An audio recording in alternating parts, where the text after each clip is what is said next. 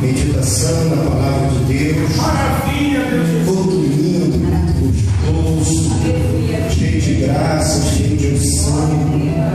Aleluia, louvado seja Deus.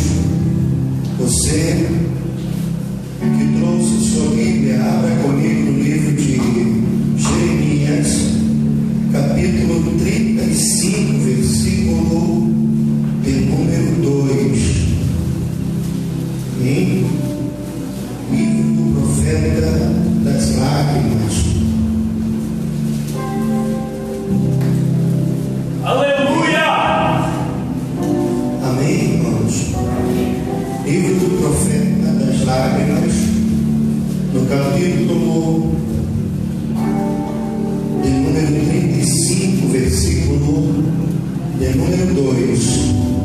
Podemos ler, Senhor? Diz assim o texto sagrado: vai até a casa dos recabitas e fala com eles, e traz-os para a casa do Senhor, para dentro de uma das câmaras, e dá-lhes vinho para beber. Amém? Feche seus olhos, bendito Deus. Maravilha! Nós exaltamos o teu nome, a tua presença, a tua graça. Pai amado, continua operando, continua agindo neste lugar. Faz a obra, Senhor. Continua a tua grande obra nesta noite, nossas vidas. É o que nós te pedimos em nome de Jesus. Amém. Podem sentar, louvado seja Deus.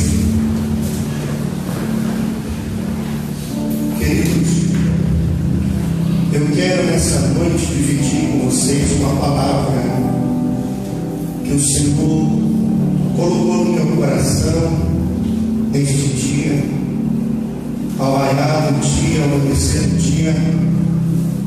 Já amanheci com essa palavra no meu coração. Eu passei o dia inteiro refletindo nela. Aleluia. Eu quero dividir com a igreja, com a noiva de Cristo. Eu quero verbalizar a palavra do Senhor nessa noite debaixo do seguinte tema: um exemplo vindo da casa de Recabe. Amém? Eu vou repetir: um exemplo vindo da casa de Recabe. Louvado seja Deus. Queridos, para que nós venhamos compreender com propriedade o texto que nós acabamos de ler, que diga-se de passagem é um texto que está, aleluia, relacionado ao um dos últimos momentos do ministério, aleluia, do profeta Jeremias. Nós precisamos voltar alguns anos ao tempo, aleluia, e fazer uma pequena e breve análise sobre a essência do chamado do ministério do profeta Jeremias, para que nós possamos, com um pouco mais de propriedade, compreender este momento que nós acabamos de ler. Todos nós sabemos, irmãos, aleluia, quando se refere ao profeta Jeremias, todos nós sabemos que não houve um profeta, nenhum outro profeta que viveu em um período tão difícil quanto o período em que o profeta Jeremias viveu. O pano de fundo histórico do livro de Jeremias nos remete a um dos períodos mais tenebrosos, mais terríveis da história do estado de Judá. Nos dias, aleluia, de Jeremias, o estado de Judá viveu um período negro de extrema decadência, de extrema apostasia ao Senhor, de tal forma que todos os importantes historiadores, aleluia, bíblicos, eles são unânimes em dizer que o pior de todos os encargos, que aquele que teve um dos ministérios mais terríveis dentro da Bíblia foi, sem sombra de dúvidas, o profeta Jeremias.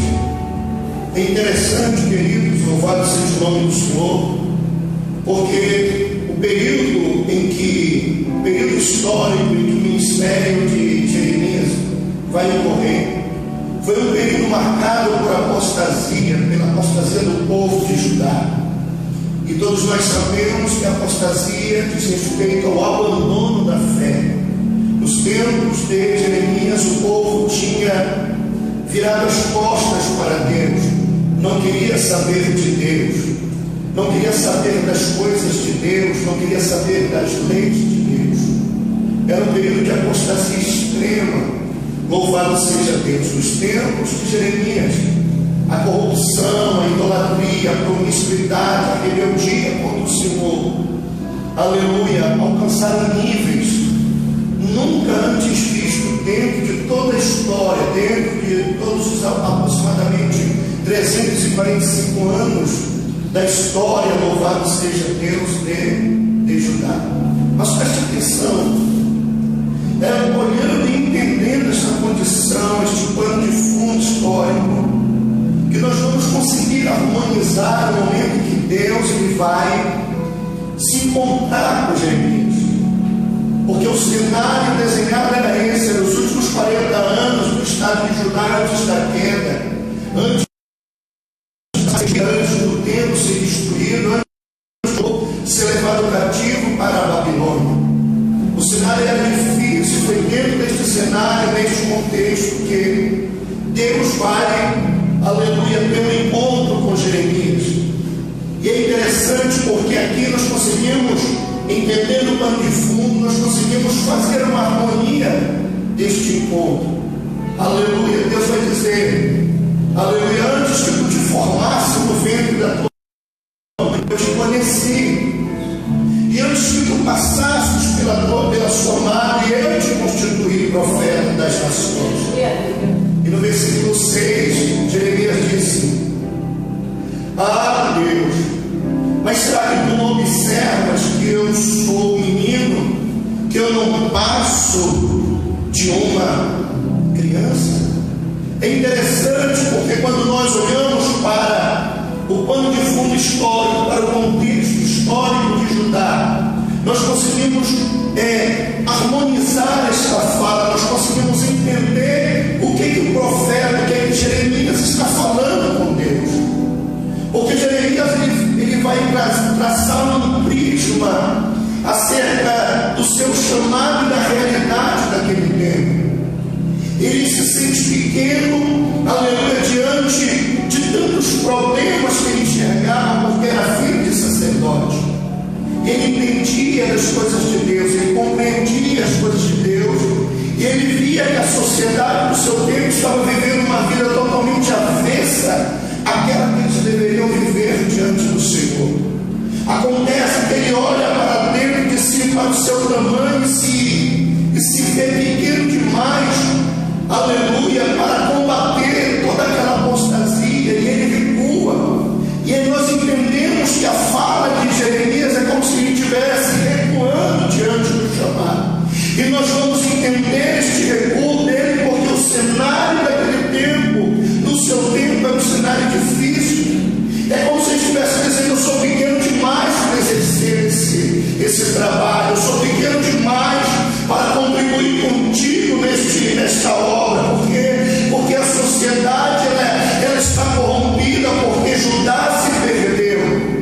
Mas é interessante porque no meio deste diálogo nós vamos ver Deus respondendo, e a resposta de Deus para Jeremias é fantástica.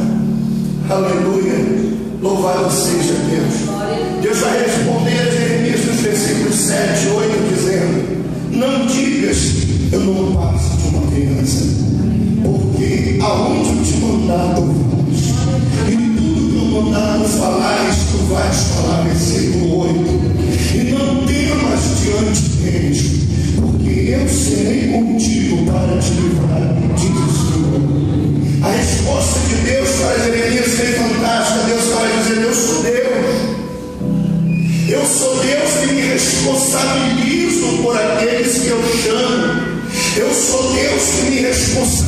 utilizo por aqueles que eu escolho. Eu sei o teu tamanho, eu sei a tua condição, também sei a condição do meu povo, mas eu te escolhi. Jeremias, eu não erro, eu sou um Deus perfeito.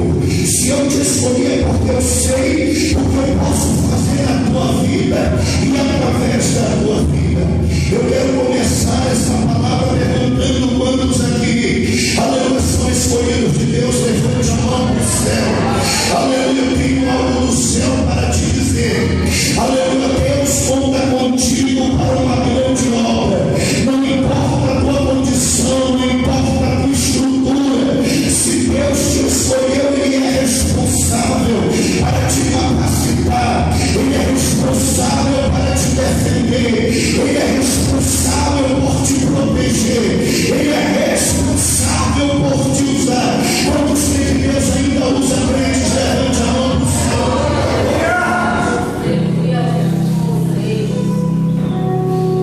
Deus estava levantando Jeremias neste momento aqui para exercer o seu ministério. E é interessante porque Deus está chamando Jeremias para exercer o ministério profético. Era um dos ministérios mais terríveis, porque todos os profetas que eram levantados por Deus, eles eram assassinados pelo povo. É interessante que Deus está levantando Jeremias como um profeta. E ser um profeta era motivo de perseguição, ser um profeta era motivo de ódio. Por quê? Porque o ministério profético consiste em receber de Deus e entregar para o povo. Agora, quando Deus fala, Ele fala com propriedade com o seu povo. E normalmente as palavras que fluíam da boca dos profetas não eram palavras muito boas de se ouvir. Nós bem sabemos que estamos acostumados a ouvir coisas boas. Não é verdade? Nós estamos acostumados a ouvir palavras de vitória. Mas acontece que o verdadeiro profeta, ele nem sempre vai falar aquilo que nós queremos ouvir, porque ele recebe de Deus para entregar para o povo. E isso era motivo de terror, isso era motivo de perseguição, isso era motivo de muitos levantes.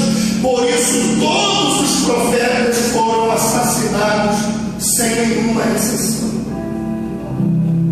É interessante porque, aleluia, dentro dessa concepção de receber de Deus e entregar para o povo, que era no que se consistia o ministério profético, ele objetivava uma coisa, e isso aqui é muito forte. Quando o profeta recebia as mensagens de Deus para levar ao coração do povo, ele não buscava elogios com isso. Quando o profeta recebia da boca de Deus para entregar para o povo, ele não buscava elogios. Não era esse o objetivo do profeta. O profeta, quando recebia de Deus para entregar para o povo, ele não buscava aplausos. O profeta, quando recebia de Deus para entregar para o povo, ele não buscava fama, né? Ele não buscava riquezas.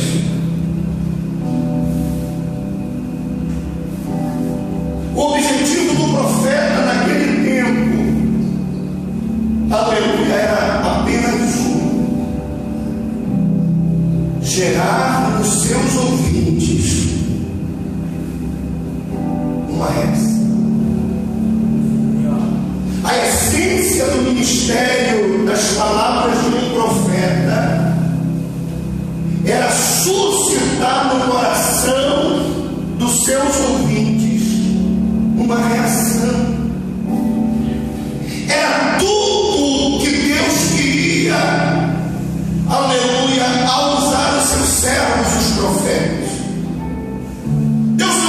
que os profetas se preocupassem com fama, com aplausos, com primeiros lugares, com tapetes vermelhos, nada disso.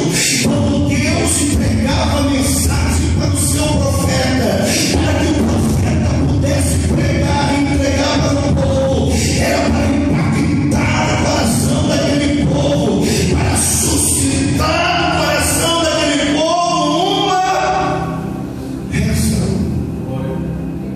Era para que o povo de alguma forma pudesse reagir.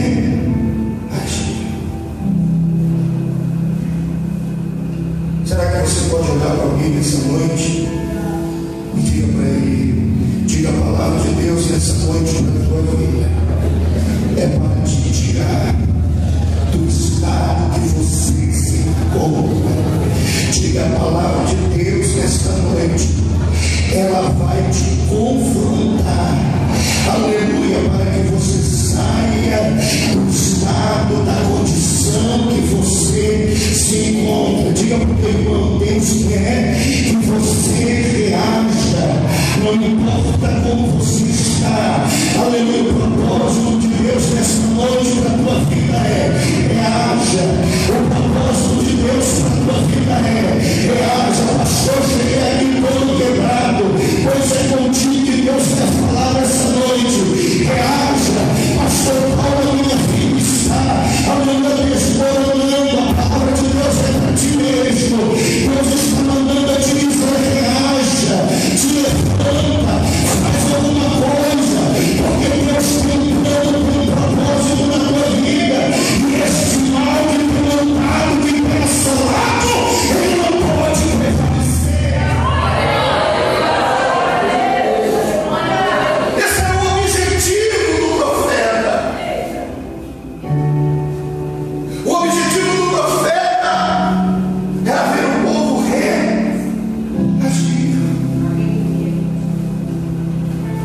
Se Deus falava, é para que o povo reagisse. Se a mensagem era dura, é para que houvesse um despertamento, para que o povo mudasse o curso da sua vida. A palavra reagir, aleluia, segundo o dicionário, é mudança de postura. Reagir significa sair do estado em que se encontra. Reação é o comportamento de um indivíduo, aleluia, de um ser vivo, manifestado na palavra de um estímulo. Olha só o que o dicionário nos ensina: que o homem reage quando ele é estimulado. Deus vai nos estimular nessa noite. Aleluia. É por isso que a palavra de Deus ela é proposital. E sabe por que ela é proposital? Porque ela tem propósito. Ela tem objetivo. Oh, aleluia. Está escrito, louvado seja Deus, no livro de Isaías 55:11. Porque a palavra, a minha palavra, não volta vazia, sem antes executar o fim pela qual ela foi designada. Toda a palavra de Deus tem um objetivo, toda a palavra de Deus tem um propósito, e o único propósito que ela não tem é nos deixar a situação em que nos encontramos. O único propósito que a palavra de Deus não tem é nos deixar da maneira que nos encontramos. Não, não, não. Deus quer falar comigo, Deus quer falar contigo, para que haja em nós um estímulo, para que nós venhamos nos ligar para aquele que está falando. E conosco, quem está me ouvindo, levanta.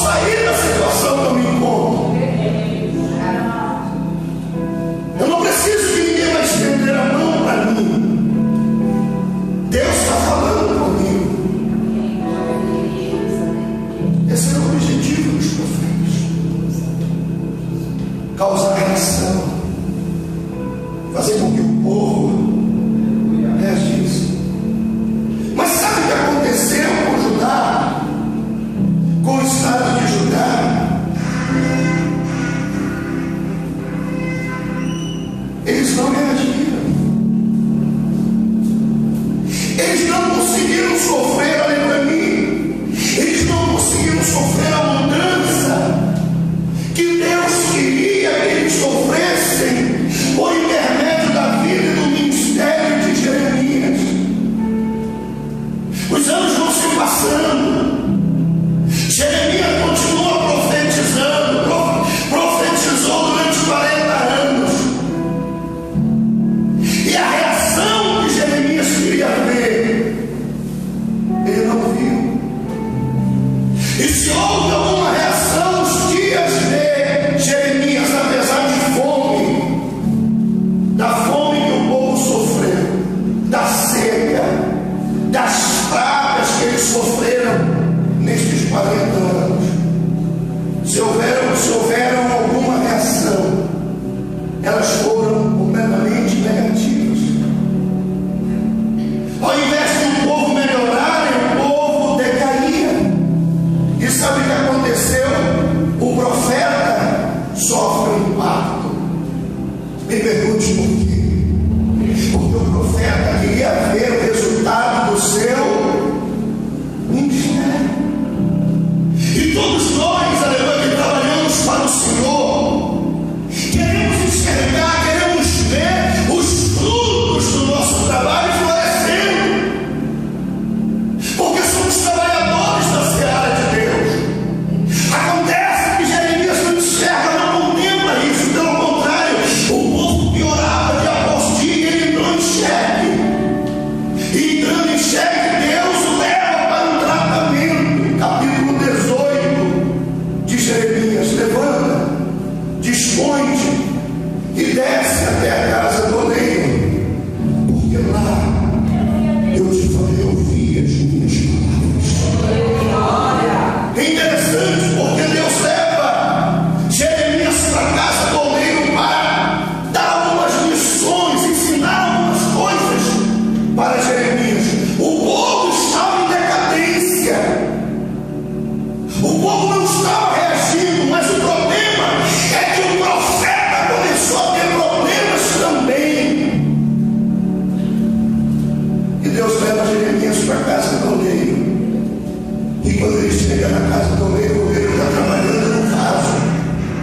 E o vaso que o oleiro trabalhava, que era de barro, se quebrou. E o oleiro pega aquele vaso quebrado e faz dele um vaso novo. Primeira missão de Deus para Jeremias: vaso quebrado, Jeremias. Aleluia, para muitos não tem mais jeito, mas vaso quebrado na minha mão, eu faço dele vaso novo. Jeremias, aleluia, não perdi o controle dessa situação, eu não perdi o domínio dessa situação. Jeremias, a primeira lição para ti é: comigo não tem causa perdida. Aos teus olhos, o povo está em decadência, o povo não tem jeito, mas eu ainda estou no controle. Eu ainda estou no controle. A palavra final está na minha boca, e comigo não tem causa perdida. Comigo, aleluia, louvado seja Deus comigo. O errado se torna certo. Eu sou Deus que trabalha e que faz o que entende que Deus é poderoso. Mas a maior lição, e a lição que está atrelada ao que nós vamos falar, está subordinada aos versículos 7, 8, 9 e 10 do capítulo 18. Porque os versículos 7, 8, 9 e 10, eles vão falar sobre as regras sentenciais de Deus. A primeira lição: vaso quebrado na minha mão se torna novo. A segunda lição, Jeremias, que eu tenho para ti é: existem regras para as minhas sentenças. Os versículos 7, 8, 9 e 10, Deus vai falar: no momento em que eu falar a uma cidade de derribar, de destruir e de destroçar, se tal cidade se converter nos seus maus caminhos, também eu me arrependerei do mal que disse que lhe faria. Os versículos 9 e 10: e no momento em que eu falar a uma cidade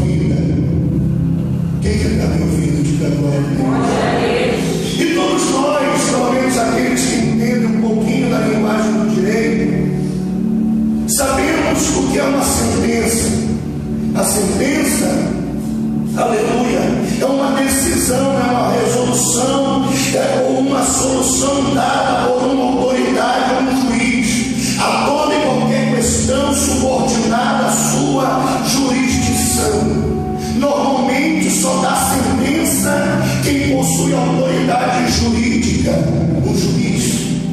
Mas olha para mim, sabe por que Deus tem poder para dar a sentença? Porque Ele é o juiz.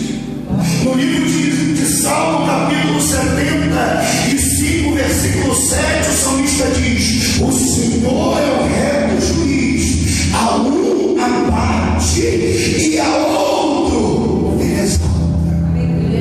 O Senhor é o nosso juiz, e porque é juiz, Ele decreta suas sentenças. Mas olhe para mim, todas as sentenças, sejam elas mais ou boas, elas estão atreladas à nossa reação, a forma como nós vamos reagir perante elas.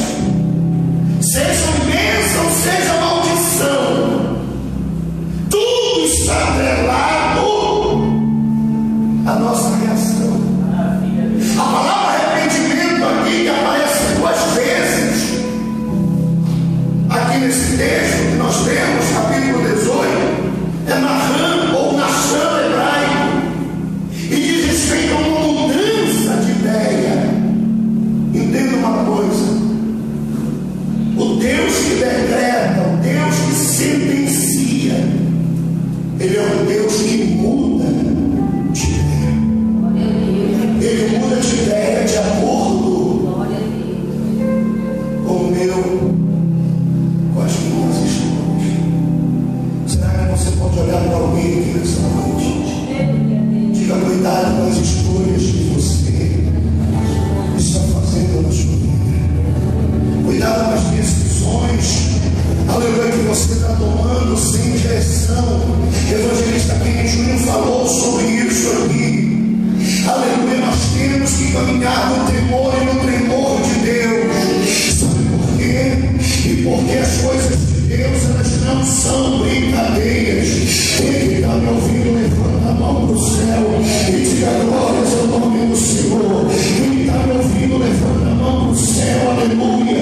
Eu tenho algo a dizer aqui, aleluia. Só quem estiver debaixo da sentença de morte, a sentença de morte, ela só será de morte dependendo da tua reação diante do Todo-Poderoso. Aqueles que estão debaixo da sentença de bênção, a sentença só será de bênção, só continuará sendo de bênção dependendo da tua reação diante do Senhor teu Deus. É o que nós aprendemos, é o que Deus ensina para Jeremias. É a palavra de Deus para o coração do profeta.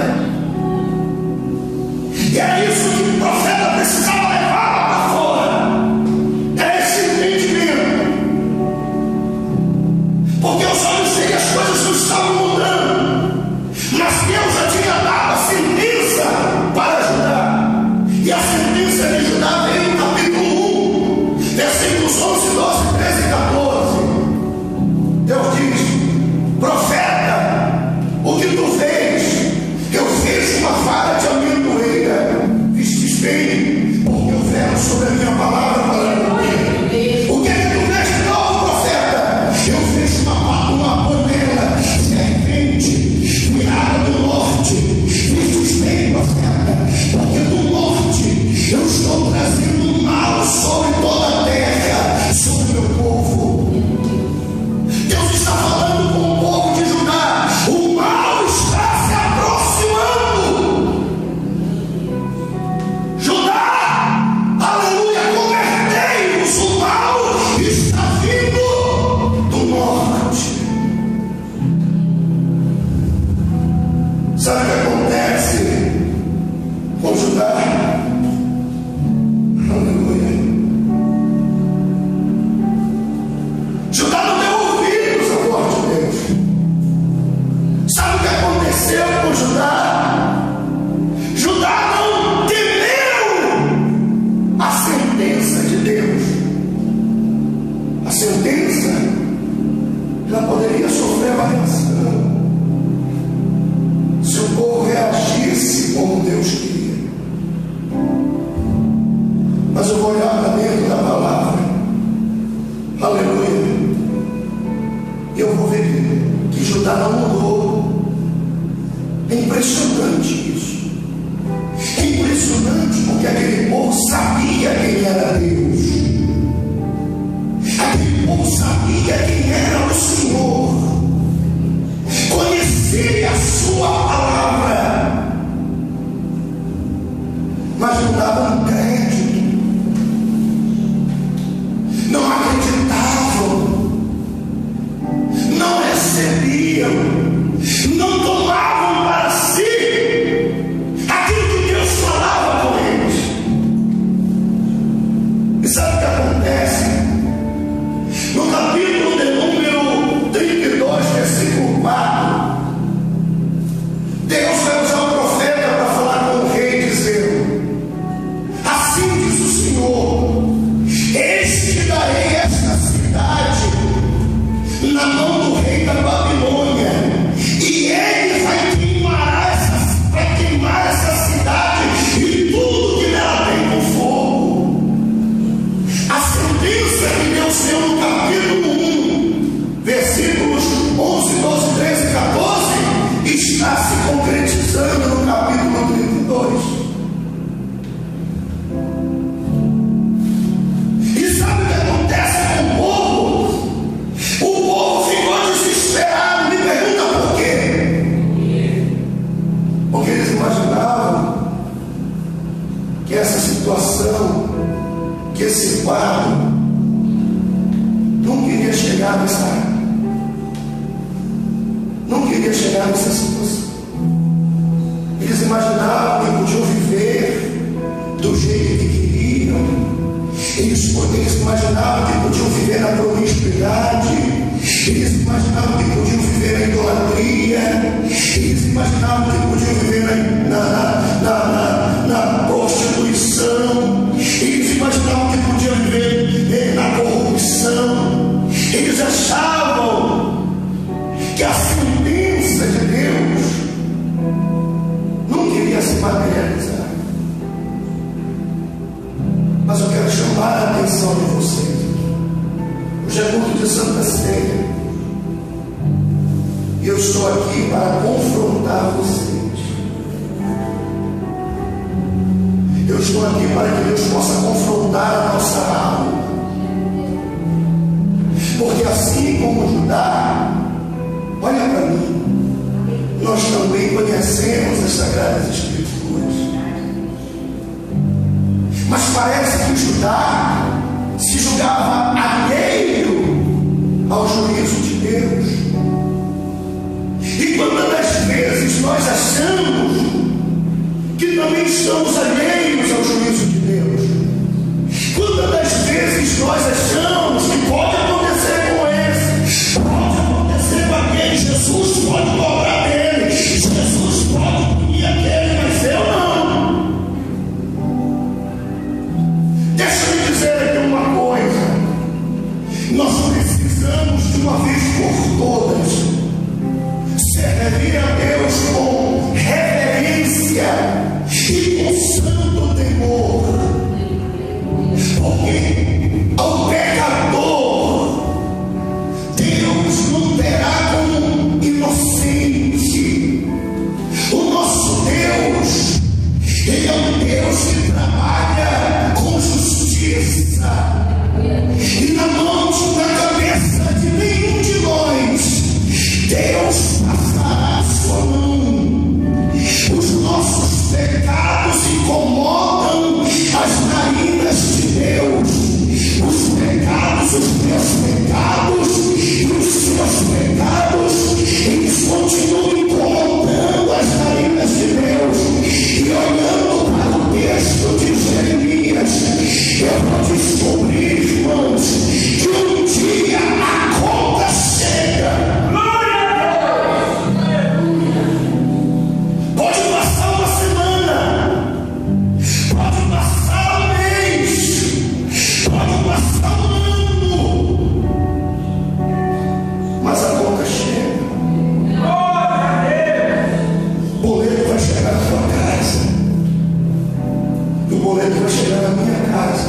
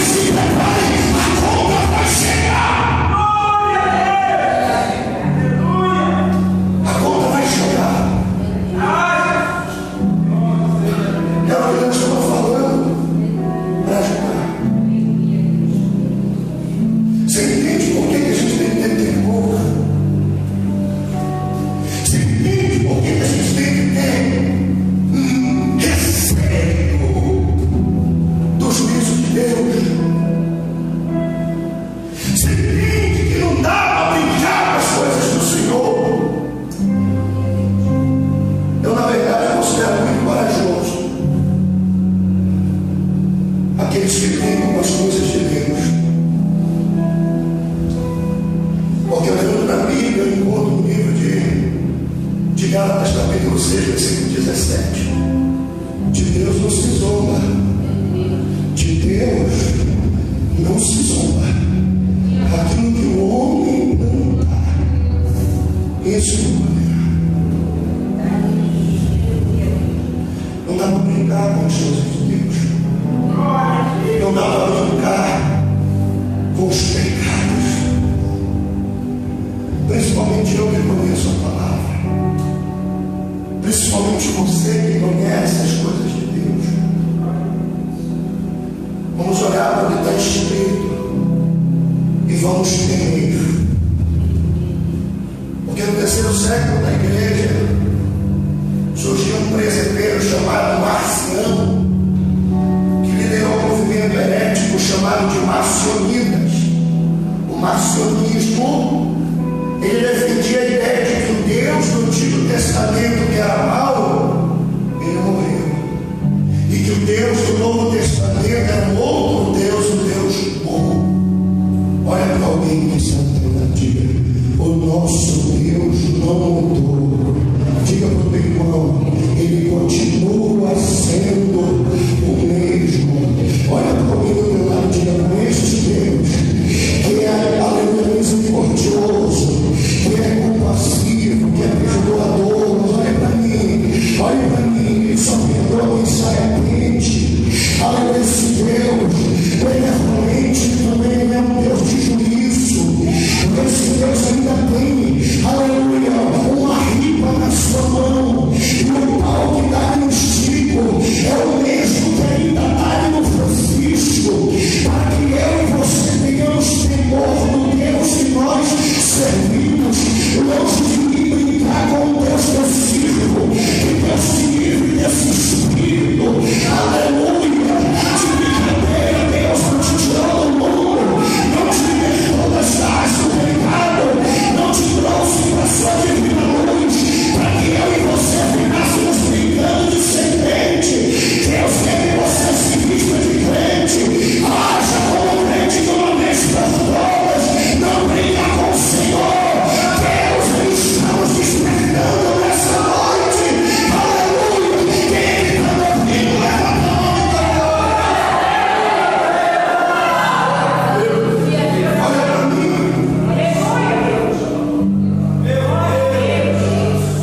Não podemos brincar com as coisas de Deus. Irmão, eu tenho visto tanta coisa triste. As pessoas brincando. O pecado ainda continua levando o crente para o inferno. Na graça, Romanos 6,23, o salário do pecado, aleluia, é a morte.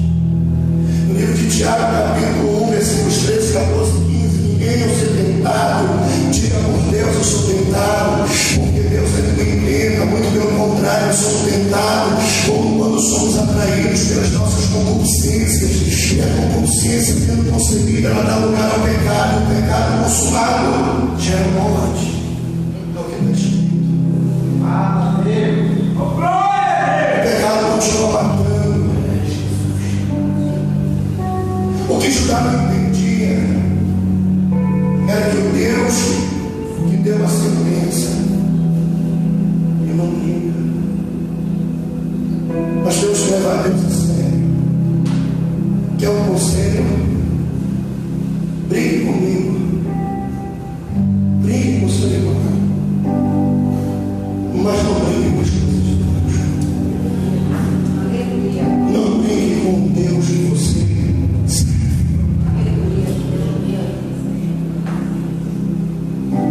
Judá não deu ouvidos à voz de Deus. Era interessante, porque na hora que eles viram o evangelista aqui da cidade sitiada, na hora que eles viram a nação do norte, a Babilônia, no cangote deles, eles foram buscar explicação em Deus. Ah, mas não sei, não está certo isso não. Profeta, por que é que nós estamos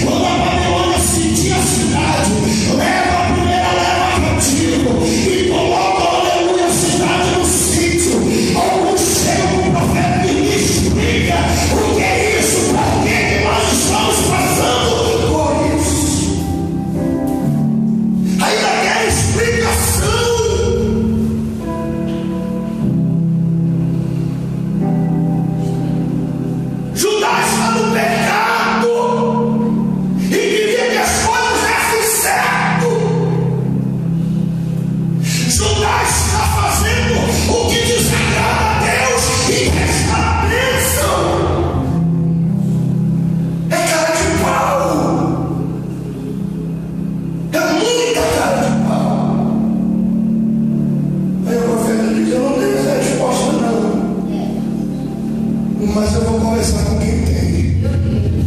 Vou conversar com Deus. Jeová! Oi, meu filho. Me explica umas coisas aí. Já sei, estava vendo tudo. Os caras de pau te enquadraram ali, não foi? Os atribulados te pegaram lá fora, não foi? E quiseram explicação, porque estão passando pelo que estão passando. É muita cara de pau, mas eu vou dar uma lição para eles. Faz o seguinte: vai atrás da família de Recabe, vai atrás da casa de Recabe e traz ele para abençoar dentro do templo. Jeremias sai atrás de Recabe, filho de Recabe, vem comigo. É de Recabe, vem comigo. É da casa de Recabe, vem comigo. Ô, tô aí, Recabe, vem comigo. Isso, aquele monte de judeu, com todo mundo entrar aqui no templo. Estou pegando o templo, alguém entra todo mundo, Jeová mandou entrar todo mundo. Vai aqui lá dentro também. Entrou todo mundo. Aí o Senhor diz: pega um jarro de vinho e muitos copos e entrega para cada um deles. Dá uma de garçom, está escrito, tá, gente? Enche o copo deles. Encheu? Agora manda eles tomarem uma somadose. Os filhos de Recabe viram o copo profeta se dando uma de garçom. Que é isso, profeta? Diz o Senhor: podem tomar só uma dose. Aí Jacabita disse: mas o que é isso? A gente não bebe. Que é isso, profeta? Que é isso que está fazendo com a gente? A gente nunca bebeu, porque o nosso pai Jonadab, ele estabeleceu na nossa tribo que nós não podemos cantar, que nós não podemos comer, que nós não podemos fazer casa, que nós não podemos morar dentro da cidade, que nós temos que viver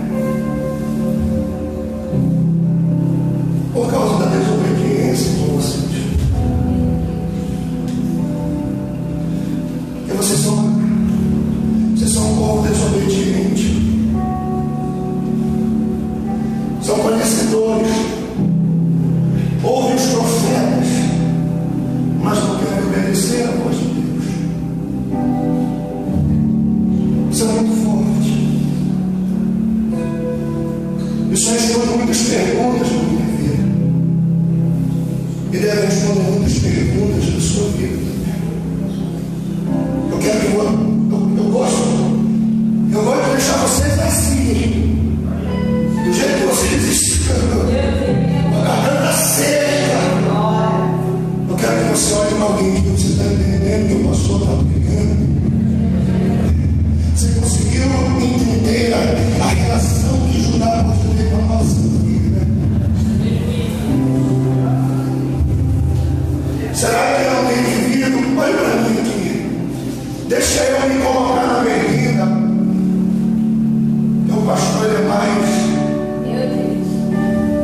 Ele tem mais carinho. O profeta vem arrebentando com tudo. Mas o pastor é mais carinhoso. Deixa eu me colocar. Será que eu não estou vivendo segundo essa palavra? Será que eu, como conhecedor da palavra, não tenho andado na contramão? Não tenho vivido na desobediência? Sabendo das coisas que eu tenho que fazer, eu não tenho feito as coisas que eu tenho, como eu tenho que fazer, e as coisas que eu não tenho que fazer, essas coisas que eu tenho que praticar. Será que não é o momento de eu refletir? Será que não é o momento de eu olhar para cá da mesa, para o pão e para o vinho, olhar para esse nome, lembrar do sacrifício, de tudo que Ele fez por mim e tomar uma decisão na minha vida? Maravilha, Deus. Será que não é o dia de eu reagir? Deixa eu me colocar aqui para proteger você. Será que eu não tenho que tomar uma decisão na minha vida? Será que não tem coisas que de uma vez por todas eu tenho que arrancar dentro de mim? Porque eu tenho visto a Babilônia me sitiando. A conta está chegando, estou vendo carteiro andando na minha direção. Entrou na casa do vizinho, eu sei que a próxima casa é a minha. Será que não é o tempo de eu despertar? Glória a Deus. Quem está me ouvindo? Aleluia, Deus. Glória a Deus. Será que não é o tempo de eu despertar?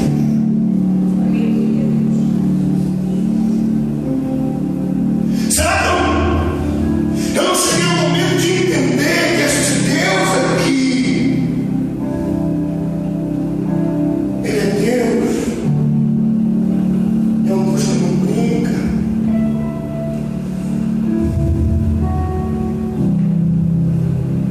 Faça uma reflexão nessa noite. O caminho da desobediência não é o meu caminho para você e para mim.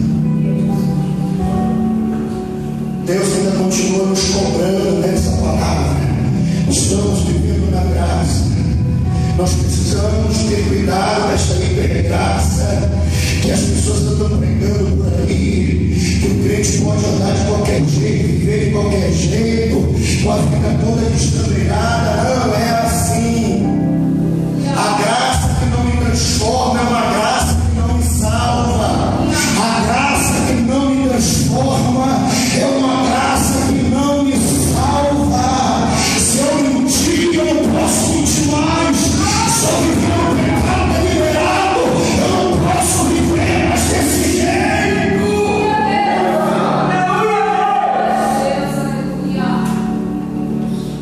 Olhando para dentro da Bíblia, João capítulo 14, versículo 15. Se vós me amais, obedeceis os meus mandamentos. Obediência. No livro de Mateus, capítulo 11, versículos, capítulo 28, versículos 19 e 20. Ide e fazei discípulos em todas as nações, batizando-as em nome do Pai,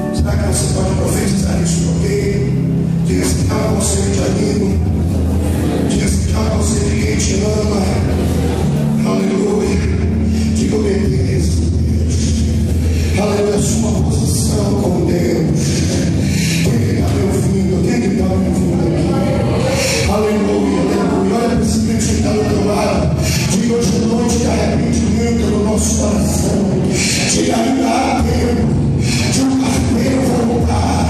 Aleluia, porque depois que a conta chegar, meu irmão, depois que colocarem o boleto, aleluia, por debaixo da porta não tem mais jeito. O pau vai cantar na casa de malta, mas Deus está dizendo: se houver arrependimento, eu vou mudar esse quadro. Se houver quebrantamento, eu mudarei a sentença. Se é maldição, eu vou mudar a vitória. Mas se não houver arrependimento e continuar no pecado, aquilo que é vitória, eu vou transformar em maldição. Fique de pé.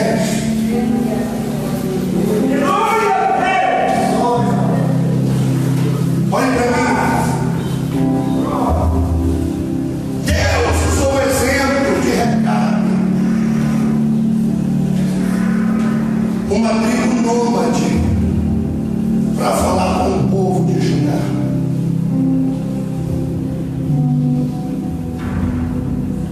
A gente tem conhecimento da palavra.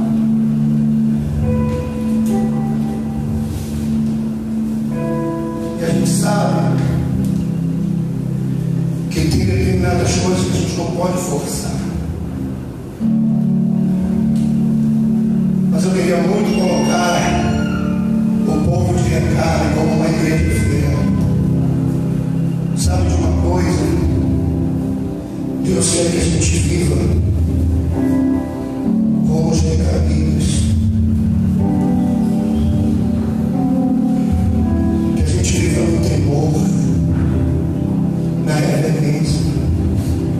Eu não sei qual é o modelo que você tem usado nesse propósito de servir a Deus, mas eu preciso te dizer algo do céu. O melhor modelo para a gente seguir é o modelo da obediência e do temor ao Senhor. Judá foi brincar com as coisas de Deus. Sabe o que aconteceu? A cidade foi destruída, foi queimada, o templo foi destruído, o povo foi levado cativo, escravizado para a Babilônia.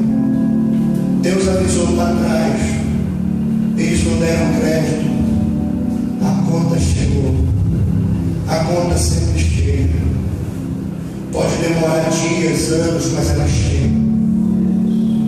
E Deus quer nos levar ao despertamento dessa noite, para que a gente olhe para a história de Judá e possamos proceder diferentemente de tudo isso. Eu quero fazer uma oração pela sua vida. Eu queria que você fechasse seus olhos aonde você está. Eu não vou chamar ninguém aqui à frente nessa noite, mas eu quero que você feche seus olhos e que você converse com Deus nessa noite. Que você faça uma nova aliança com Deus. Que você faça uma análise. No início desse culto eu disse que essa é a noite que nós temos que olhar para nós. Essa é a noite do despertamento em que nós temos que reagir. Eu quero te convidar a olhar para dentro de você. Oh meu Deus, eu entreguei a tua palavra, Senhor. A tua palavra falou comigo. A tua palavra falou com os seus filhos, Senhor. Oh meu Deus, nos leva a um despertamento, nos faz reagir no meio dessa apostasia que temos vivido. Não deixe que nenhum de nós venhamos te servir de qualquer jeito, de qualquer maneira. Mas se haja na nossa vida uma mudança, uma transformação. Eu me arrependo dos meus pecados, Senhor. Eu oro para que essa pessoa também se arrependa. E se ela se arrepende, eu peço ao Senhor que perdoe os seus pecados. Que o Senhor nos dê uma nova chance, uma nova oportunidade. Que o Senhor, meu Deus, nos abrace, nos esconda debaixo das tuas asas. Eu oro pela tua igreja, pelo perdão dos seus pecados, para que o Senhor, meu Deus, mude a sentença, para que o Senhor mude o quadro, para que o Senhor nos dê livramento, para que o Senhor nos livre do mal. É o que eu te peço.